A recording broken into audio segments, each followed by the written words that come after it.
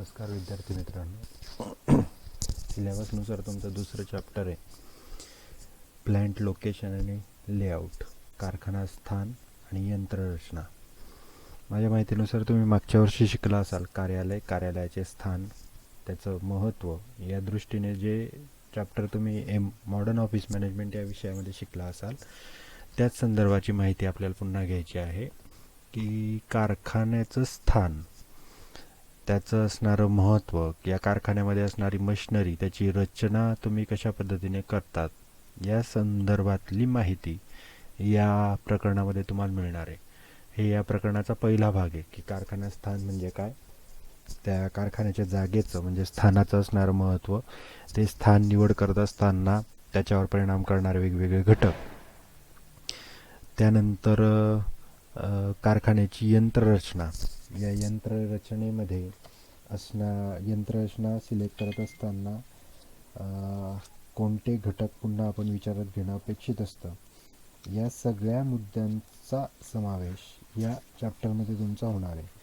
त्यामुळे प्रामुख्याने या चॅप्टरमधून परिणाम करणारे घटक कोणते आहेत, किंवा स्थान कशा पद्धतीने निवडलं जातं, किंवा यंत्ररचना कशा पद्धतीने निवडली जाते, या संदर्भातली माहिती आपल्याला त्या ठिकाणी करून घ्यायची.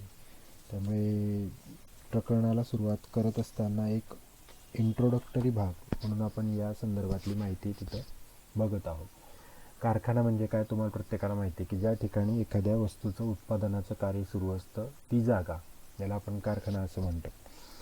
मग हा कारखाना कुठे सुरू करावा, त्याची जागा कशी असावी, या संदर्भातले काही नियम, काही एक गृहीत धरलेले काही गृहीतके आहेत की ज्याचा उपयोग आपण प्रत्येक वेळेस करत असतो आणि त्या माध्यमातून तुमच्या कारखान्याची जागा ही निश्चित होत असते. म्हणजे आपण आत्ता पण बघितलं तर आपल्याकडे प्रत्येक शहराच्या आजूबाजूला MIDCचा एरिया आहे. गावाच्या बाहेर शक्यतो तो एरिया आहे, गावामध्ये ते घेत नाही, कारण कारखाने असतात, कारखान्यांमधून काही धूर, काही प्रदूषण, काही केमिकलचे वास, साखर कारखाना असेल तर मळीसारखा प्रकार हे तिथं येत असतात आणि त्यामुळे प्रदूषणाची पातळी तिथं तुलनेने वाढत असते. त्यामुळे तिथं शक्यतो जवळपास रहिवासी एरिया नसतो. त्यामुळे MIDC, Maharashtra industrial development corporation, काय करतं तर ते साधारणपणे आपल्या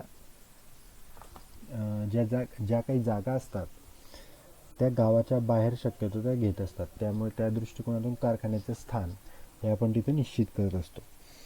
म्हणजेच कारखाना स्थान निश्चित करत असताना आपण काय विचार केला तर कारखाना स्थान आपण निश्चित करत असताना गावाच्या दृष्टीने योग्य अशी जागा राहील, म्हणजे रहिवासी दृष्टीने, रहिवासी जे नागरिक आहेत त्यांना जास्त त्रास होणार नाही याचा विचार आपण तिथं केला आणि त्या माध्यमातून त्या जागेचं निवड आपण तिथे केली असं आपण म्हणू शकतो. तर त्या संदर्भातली माहिती आपल्याला या चॅप्टरमध्ये बघायची आहे. आपण आता प्रकरणाला सुरुवात करूया. बघा तिथं काय म्हटलंय, नवीन कारखाना चालू करताना किंवा अस्तित्वात असलेल्या कारखान्याचा विस्तार करताना स्थान निश्चितीचा प्रश्न निर्माण होतो. स्थान निश्चिती कोणत्या प्रदेशात, क्षेत्रात किंवा जागेत सुरू करायचा हे ठरवणं हे महत्त्वाचं असतं. त्यामुळे असं जेव्हा तुमचं स्थान निश्चितीचा निर्णय घेण्याची वेळ येते तेव्हा प्रत्येकजण काय करतो तर सगळ्यात कमीत कमी खर्चामध्ये चांगली जागा आपल्याला मिळेल का, किंवा त्या जागेला भविष्यात त्या जागेचा उपयोग आपण चांगल्या पद्धतीने करू शकेल का, किंवा भविष्यात आत्ता जरी तुमचं सुरुवात असली तरी काही कालावधीनंतर तुमचं एक्सपान्शन त्या उद्योगाचं होणार आहे किंवा केलं जाणार आहे. त्यामुळे तेवढी जागा पुरेशी आपल्याला मिळू शकेल का. आता तुम्ही व्यवसाय सुरू करताय 10x10च्या जागेमध्ये आणि मग तुमचा हळूहळू उद्योग वाढला. समजा आपला केळीचे वेफर्स बनवण्याचा कारखाना आहे तर सुरुवात तुमची होऊ शकते 10x10च्या खोलीमध्ये. पण जसजसं तुमचं उत्पादनाला मागणी वाढत जाईल तसतशी तुम्हाला तुमचं व्यवसाय संस्थेचं म्हणजे उत्पादनाच्या क्षेत्राची देखील वाढ करावी लागेल. त्यामुळे 10x10ची खोली ही तुम्हाला भविष्यात पुरणार नाही, ते आता सुरुवातीला ठीक आहे. त्यामुळे मी जेव्हा कारखान्याची जागा निवड करतोय तेव्हा न्यूनतम खर्चाचा विचार करतो. म्हणजे काय तर कमीत कमी खर्चामध्ये चांगली जागा मिळेल त्यासोबतच फक्त वर्तमानाचा विचार करत नाही तर भविष्य काळाचा देखील विचार मी करत असतो. त्यामुळे माझी जी जागाची निवड आहे ती जागेची निवड करत असताना मी फक्त एकच घटक विचारात घेत नाही. म्हणजे उदाहरणार्थ जर तुम्हाला झेरॉक्सचं दुकान टाकायचं असेल तर झेरॉक्सचं दुकान तुम्ही कुठं टाकणं अपेक्षित आहे, तर झेरॉक्सचं दुकान मी हे शाळा, कॉलेज, तहसील कचेरी याच्या जवळपास टाकणं अपेक्षित आहे की जिथं जास्तीत जास्त ग्राहक मला रोज मिळतील. झेरॉक्सचं काम कोणाला असतं? शेतकऱ्यांना असतं, बरोबर, विद्यार्थ्यांना असतं किंवा तहसील कचेरीमध्ये येणाऱ्या सामान्य नागरिकांना असतं. त्यामुळे मी जर झेरॉक्सचं दुकान टाकणार असेल तर ते कुठं असावं, तर जिथं शाळा, कॉलेज आहे, जिथं तहसील कचेरी किंवा नगरपालिका कार्यालय किंवा यासारखे प्रशासकीय कार्यालय आहेत, या ठिकाणी मी जर झेरॉक्सचं दुकान टाकलं तर तिथं मला जास्तीत जास्त ग्राहक मिळण्याची शक्यता आहे. त्यामुळे कारखाना जर तो आपला व्यवसाय असेल, झेरॉक्सचं दुकान, तर त्या व्यवसायाची निवड देखील मी चांगलं करणं अपेक्षित आहे. किंवा दुसरं उदाहरण, जर मी महिलांचे जे काही कॉस्मेटिक्स आहेत किंवा मुलांचे जे काही परफ्यूम असतात सध्याच्या काळात, ते परफ्यूमचं दुकान टाकत असेल, कॉस्मेटिकचं दुकान टाकत असेल, तर अशा ठिकाणी टाकायला हवं की जिथं जास्तीत जास्त तरुण लोक येतील, त्यांना त्या संबंधित प्रोडक्टची माहिती मिळेल किंवा ते आपोआप ते बघितल्यानंतर वस्तू घेतील. या पद्धतीने ते दुकान तिथं, त्या जागेची आवश्यकता तिथं मला दिसते. त्यामुळे प्रत्येक व्यवसायाचं स्थान हे त्याला भविष्यात मिळणारे ग्राहकांची संख्या हे निश्चित करत असतं. त्यामुळे इथं आपण असं म्हणतोय बघा, आता इथं काहीतरी एका व्यक्तीचं स्टेटमेंट त्यांनी दिलं आहे. फ्रँकलिन मुरे नावाचा तज्ज्ञ होता. त्यांनी सांगितलं, कोणतेही स्थान उद्योग घटकांच्या यशाची हमी देण्या इतके सर्व दृष्टीने परिपूर्ण असेलच असे नाही, परंतु अयोग्य स्थान इतके चुकीचे किंवा अयोग्य असू शकते की ज्यामुळे व्यवसाय घटकाचे दिवाळे निघू शकते. त्यामुळे सर्व घटकांचा विचार करून ज्या ठिकाणी श्रमशक्ती, भांडवल, यंत्रसामुग्री व कच्चा माल सहजपणे उपलब्ध होऊ शकतो त्या ठिकाणी आपण उत्पादनाचं कार्य किंवा व्यवसायाची जागा निश्चित करावी.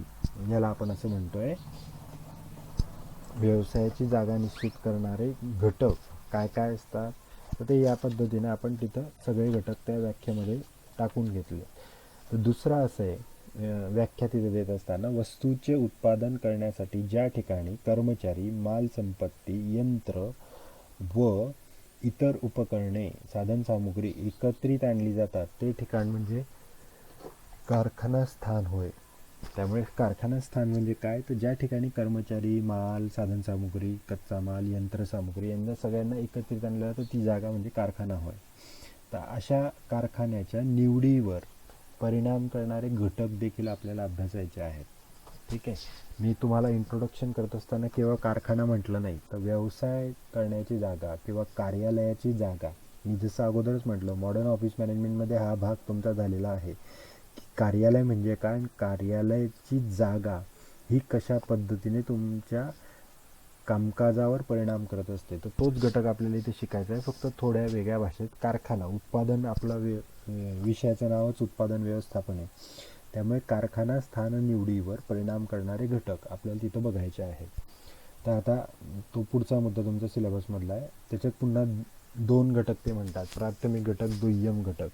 तर प्राथमिक घटक काय, तर सगळ्यात महत्त्वाची गरज उत्पादन संस्थेला काय असली असते, तर कच्च्या मालाची उपलब्धता आहे का. जर पुरेशा प्रमाणात कच्च्या मालाची उपलब्धता असेल तर तुम्ही कारखाना घ्या.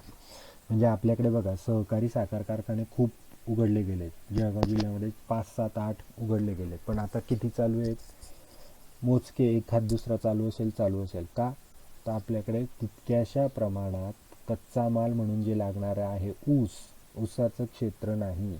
पूर्वी पाण्याचा प्रश्न नव्हता, पण आता पाण्याचा प्रश्न असल्यामुळे ऊस शेती करणं परवडत नाही. त्यामुळे कच्च्या मालाची उपलब्धता असेल तर तुम्ही साखर कारखाने या भागामध्ये करू शकतात, अन्यथा करू शकत नाही. दुसरा मुद्दा आहे तुमचा कर्मचारी वर्गाची उपलब्धता. पुन्हा कर्मचारी, कामगार यांचं जर मला उपलब्ध झाले, यांचे जर साधनं मला उपलब्ध झाले, हे जर कर्मचारी वर्ग मला जर उपलब्ध झाला मोठ्या संख्येने, आवश्यक त्या पात्रतेचा, स्किलचा, तर मी अधिक चांगल्या पद्धतीने ते संबंधित कर्मचाऱ्यांना मार्गदर्शन तिथं करू शकतो किंवा त्यांच्या माध्यमातून मी उत्पादनाचं कार्य अधिक चांगल्या पद्धतीने करू शकतो.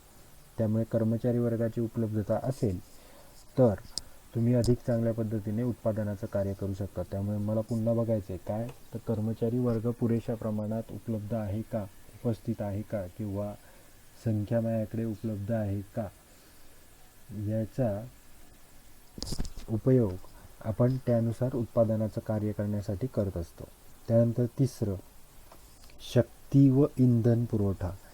पुन्हा वीज आहे का तुमच्याकडे, तुमच्याकडे जे प्रोडक्शनचं काम करावं लागतं त्यासाठी तुमच्याकडे पुरेशा प्रमाणात इंधन आहे का, म्हणजे काही कोळशावर चालणारे असतील, काही विजेवर चालणारे असतील, काहींना डिझेल लागत असेल, तर यासारखी वीज किंवा संसाधनं तुमच्याकडे पुरेशा प्रमाणात असतील त्या ठिकाणी तुम्ही उद्योग सुरू करू शकतात.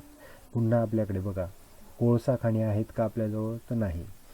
पण कोळशावर प्रक्रिया करणारं औष्णिक वीज केंद्र आपल्याकडे दीपनगरला स्थापन केलं आहे. म्हणजे दीपनगर जे भुसावळजवळचं आहे, तिथून कोळसा कुठे येतो, तर नागपूर किंवा बिहार वगैरे तिकडून ट्रेनने येतो. मग तिथं फॅसिलिटी आहे. पुढचा मुद्दा आपला तोच आहे की वाहतूक व दळणवळण सोयी.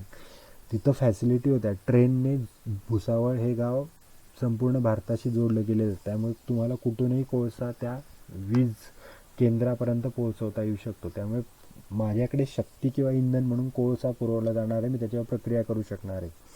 तर या दृष्टीने तुमच्याकडे शक्ती इंधन पुरवठा आहे, तुम्ही कारखाना सुरू करू शकता. तुमच्याकडे वाहतूक दळणवळण सेवा आहे, तुम्ही जोडले गेलेला आहात, तुम्ही त्यांच्या माध्यमातून कार्य करू शकतात.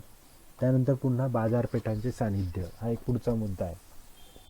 म्हणजे काय, तर मी ज्या ठिकाणी कारखाना स्थापन करतोय त्या ठिकाणी मला बाजारपेठ मिळते का, त्याच्यासोबत इतर बाजारपेठा जोडल्या गेलेल्या आहेत का. म्हणजे पुन्हा मी जर केळीचं उदाहरण जर घेतलं, केळीचे वेफर्सचा कारखाना मला बनवायचा आहे, माझ्याकडे कच्चा माल मुबलक प्रमाणात आहे, कारण जळगावची केळी प्रसिद्ध आहे.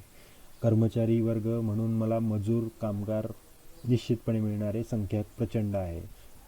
वीज जळगाव जिल्ह्यात तितकासा काही प्रॉब्लेम नाही, त्यामुळे वीज पण आहे. जळगाव जिल्हा रेल्वे असेल, विमान असेल किंवा रस्ता असेल, या तिन्ही मार्गांनी जोडला गेलेला आहे, त्यामुळे वाहतूक दळणवळण आहे.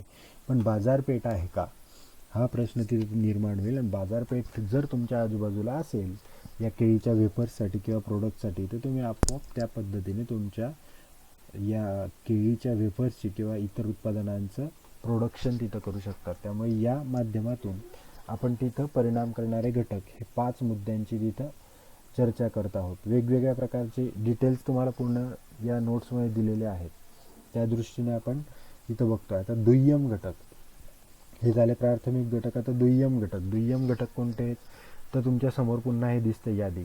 बँकिंग व पत सुविधा. बँकिंगची सुविधा असेल तर कारखाने आर्थिकदृष्ट्या सबल होतील किंवा त्यांची आर्थिक भांडवलाची गरज या पूर्ण होऊ शकतील. मग बँकिंग तुमच्या एरियामध्ये असेल, बँकिंग सुविधा जर तुमच्या एरियामध्ये असेल तर तुमच्या एरियामध्ये कारखाने वाढण्याची शक्यता आहे. नैसर्गिक किंवा भौगोलिक परिस्थिती जर अनुकूल असेल तरी देखील तुम्ही उद्योग सुरू करू शकतात. म्हणजे आपल्याकडे काही जपानसारखं भूकंपप्रवण क्षेत्रातली आपली काही एकदम भौगोलिक परिस्थिती नाही. जपानमध्ये वारंवार भूकंप येत असतात, तिथं ज्वालामुखी सक्रिय असतो, आपल्याकडे तसं काही नाही.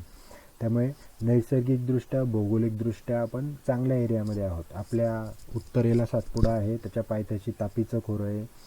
तापीचं खोऱ्यामध्ये तुमचे वाघूर नदीचं खोरं चांगलं आहे, तुमचं गिरणा नदीचं खोरं चांगलं आहे. त्यामुळे भौगोलिकदृष्ट्या नैसर्गिकदृष्ट्या आपण चांगल्या पाणी असणाऱ्या नद्यांच्या खोऱ्यामध्ये मैदानी प्रदेशामध्ये राहत आहोत. आपल्याकडे काही फार डोंगरदऱ्या नाही. उत्तरेला सीमेला आहे, इकडे सातपुडा सातमाळारंगा आहे अजिंठा साईडला. तर या पद्धतीने भौगोलिकदृष्ट्या आपण मैदानी भागामध्ये आहोत, त्यामुळे परिस्थिती अनुकूल आहे, कारखाने निश्चितपणे वाढू शकतात. त्यानंतर यंत्रसामुग्रीच्या दुरुस्तीच्या सोयी आहेत का, तर हो, आपल्याकडे रिपेअरिंग वर्कशॉप बरेच आहेत. यंत्रसामुग्री खराब झाली तर त्या गावामध्ये कुणी ना कुणी वेल्डिंग करणारा असतो, रिपेअर करणारा असतो, फॅब्रिकेशन करणारा असतो, तो दुरुस्त करून देतो. सरकारी धोरणं व कायदे जरी काही प्रमाणात कमकुवत वाटत असले तरी एक उद्योगस्नेही धोरण आपल्याकडे महाराष्ट्र सरकारने पूर्वीपासून अंमलात आणलेलं आहे. आणि परिणामी महाराष्ट्र सरकार औद्योगिकदृष्ट्या प्रगत राज्य म्हटलं गेलेलं आहे. तुम्ही बिहार आणि UP तुलना करता महाराष्ट्र कैक पटीने चांगला आहे असं म्हटलं जातं. ते का म्हटलं जातं? तर पूर्वीपासून आपल्याकडे उद्योगस्नेही वातावरण आहे. मुळात मुंबई पुणे सारखे शहरं जे मेट्रो शहरं म्हटले जातात ती आपल्याकडे असल्यामुळे, आर्थिक राजधानी देशाची असल्यामुळे आपल्याकडे उद्योगधंद्यांचा चांगला विकास झालेला आहे. त्यानंतरचा पुढचा मुद्दा सहाय्यक व पूरक उद्योग. पुन्हा लघु उद्योग जे काही म्हणजे फक्त टाटा मोटर्स कार ट्रक वगैरे बनवते पण सगळं माल त्यांच्या तिथल्या तिथं असतो का? तर नाही. ते दुसऱ्या लहान लहान उद्योगांकडून एक एक पार्ट बनवतात, ते असेंबल्ड करतात, त्यांच्या क्वालिटीला धरून असतील तर ते असेंबल्ड करतात आणि मग गाडी ते विकत असतात. म्हणजेच एक टाटा मोटर्सने जर 1000-2000 कोटी इन्व्हेस्ट केले तर त्यासोबत 100-200 कोटीचे असे अनेक उद्योग, लघु उद्योग तिथे तयार होतात. त्यानंतर लोकांच्या आवडीनिवडी. जर लोकांच्या आवडीनिवडी या परिणाम करणाऱ्या म्हणत असू तर त्या कशा असतात? जर लोकांना वेफर्स खायचे असतील तर आपोआप वेफर्सची मार्केट तिथं तयार होईल. जर लोकांना केळीपासून कागद तयार करायची इच्छा झाली तर कागद तयार करण्याची मागणी जेव्हा वाढेल तेव्हा आपोआप केळीच्या झाडापासून कागद निर्मिती, धागा निर्मितीचे प्रकल्प वाढू लागतील. तुम्हाला कदाचित कल्पना नसेल पण जळगाव जिल्ह्यामध्ये असे बरेच उद्योग सुरू झालेले की केळीच्या खोडापासून ते धागा निर्मिती करतात. रावेरचं जे ताप्ती बनाना व्हॅली प्रकल्प आहे, दिवंगत जे नेते होते हरिभाऊ जावळे त्यांच्या पुढाकाराने ती कॉपरेटिव्ह संस्था तिथं सुरू झाली आणि काळाची गरज की शेतकऱ्याला केवळ केळीच्या घडांपासून उत्पन्न मिळतं पण तो खडं सगळे रस्त्यावर फेकून देतो, तर त्याच्याऐवजी त्या केळीच्या खोडापासून देखील फर्टिलायझर आणि धागा आपण निर्माण करू शकतो आणि त्याचा उपयोग शेतकरीच करू शकतो. या माध्यमातून त्यांनी तिथं स्थानिक पातळीवर लहान लहान प्रमाणात शेतकऱ्यांना प्रशिक्षण देण्याचा कार्यक्रम राबवला आणि त्याच्या माध्यमातून तिथं धागा निर्मितीचे छोटे छोटे युनिट सुरू केले. त्यामुळे लोकांच्या आवडीनिवडी म्हणजे काय? लोकांना ते गरज भासू लागली की केळीच्या खोडापासून आपण धागा निर्माण करू शकतो. या धागाला बाजारपेठेमध्ये मागणी आहे, त्यामुळे आपोआप उद्योग तिथं सुरू होता. पुन्हा स्पर्धात्मक उद्योग त्याचाच भाग आहे. एकाने वेपर्स टाकले, दुसऱ्याने टाकले, तिसऱ्याने केळीचा धागा टाकला, लगेच चौथ्याने पुन्हा धागा टाकला. जितकं जास्त स्पर्धा वाढेल तितके जास्तीत जास्त आपण ते उद्योग वाढवत जात असतो. त्यामुळे या पद्धतीने तुमचे काही दुय्यम घटक तिथं आहेत. आता या प्रत्येकामधले 3-3 मुद्दे जरी तुम्ही लक्षात ठेवले तरी आपोआप तुमचं त्या माध्यमातून कारखानाचं स्थान निवडीचे प्राथमिक घटक व दुय्यम घटक तिथं लक्षात राहू शकतात. आत्तापुरता एवढंच. पुढच्या लेक्चरला आपण स्थान निवडीच्या पायऱ्या तिथं बघूया. धन्यवाद.